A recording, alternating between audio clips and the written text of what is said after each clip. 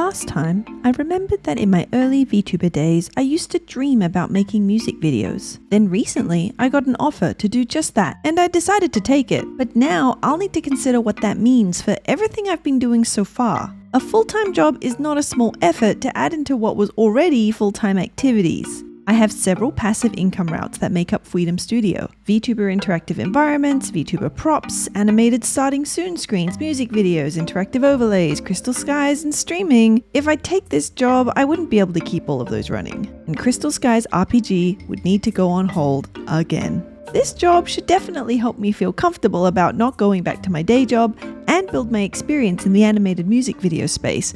But I didn't want that to come at the expense of Phweedom Studio itself. So I sat down and mapped out what would need to change. The new music video work I'd need to handle myself, at least for the first year until there's a clear standard for what Phweedom Studio delivers. I can't exactly have someone else stream for me, so I need to cut back there too. And switching my content style to these vlogs, which takes way less time to edit than my usual videos, would be key to balancing it all. Commissions would go out the window entirely, but the asset store, that one was actually ready to become a team effort.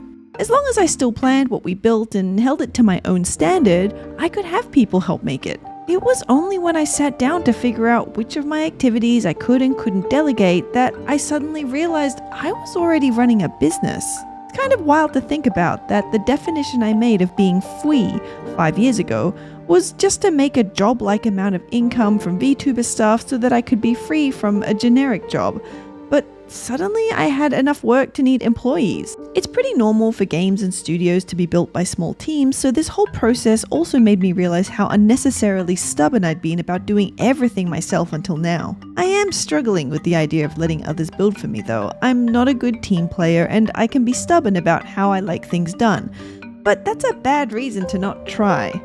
So I've just welcomed our first team member to Phweedom Studio, someone I've never met in person who has zero experience making VTuber assets, a viewer turned mod who knows my content inside and out and wanted to learn.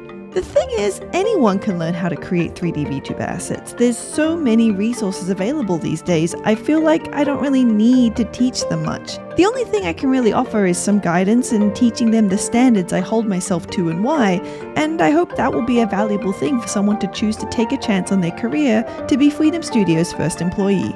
I'll introduce them to you next week.